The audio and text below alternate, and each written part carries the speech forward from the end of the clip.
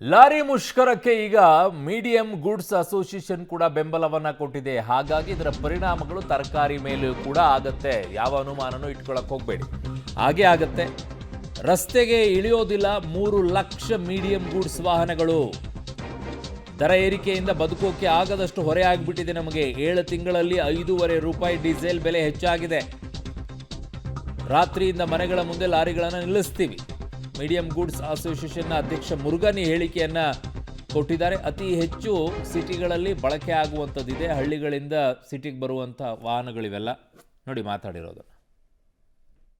Bengaluru commercial trucks association ಅಂತೇಳಿ ನಮ್ಮ association medium goods vehicle ಇಡೀ ನಮ್ಮ ಕರ್ನಾಟಕದಲ್ಲಿ ಸುಮಾರು 3 ಲಕ್ಷ ಗಾಡಿಗಳು, ಏರ್ಪೋರ್ಟಿಂದ ಬರುವಂಥ ಕಾರ್ಗೋ, FMCG ಮೆಟೀರಿಯಲ್ಲು, ಯಾವುದೇ ಥರ ಗಾಡಿ 14ನೇ ತಾರೀಕು ರಾತ್ರಿಯಿಂದ ಒಂದೇ ಒಂದು ಗಾಡಿ ರೋಡಿಗೆ ಇಳಿಯೋದಿಲ್ಲ. ಅವ್ರವ್ರ ಮನೆ ಬಾಗಿಲಲ್ಲಿ ನಿಲ್ಲಿಸ್ಕೊತಾರೆ, ಅವ್ರವ್ರ ಕಂಪ್ನಿ ಮುಂದೆ ನಿಲ್ಲಿಸ್ಕೊತಾರೆ, ರೋಡಲ್ಲಿ ಎಲ್ಲೆಲ್ಲಿ ನಿಲ್ಲಿಸ್ಕೊತಾರೆ. ಒಂದು ಗಾಡಿ ರೋಡಿಗೆ ಇಳಿಯೋದಿಲ್ಲ. ಈ ನಮ್ಮ ಬೇಡಿಕೆಗಳು ಈಡೇರೋ ಗಂಟ ಯಾವುದೇ ಥರ ನಮ್ಮ ಗಾಡಿ ರೋಡಿಗೆ ಇಳಿಯೋದಿಲ್ಲ. ಡೀಸೆಲ್ ರೇಟ್ ಆಗಲಿ, ಟೋಲ್ ರೇಟ್ ಆಗಲಿ, FC ರೇಟ್ ಆಗಲಿ, ನಮ್ಮ RTO ಬಾರ್ಡ್ರ್ ಚೆಕ್ ಪೋಸ್ಟ್ ಆಗಲಿ, ನಮ್ಮ ಸಿಟಿ ಒಳಗೆ ನೋ ಎಂಟ್ರಿ, ಇವು 5 ಬೇಡಿಕೆ ನಮ್ಮ GR ಷಣ್ಮುಗಪ್ಪರು, ನಮ್ಮ ಅರವಿಂದ ಅಪ್ಪಾಜಿಯವರು ನಮಗೆ ಕರೆ ಕೊಟ್ಟಿದ್ದಾರೆ. ನಾವು ಲಾರಿ ಮುಷ್ಕರಕ್ಕೆ ಖಂಡಿತ ಅವ್ರ ಪರವಾಗಿ ನಾವು ಅವ್ರ ಜೊತೆಲಿ ಕೈ ಜೋಡಿಸ್ತೀವಿ.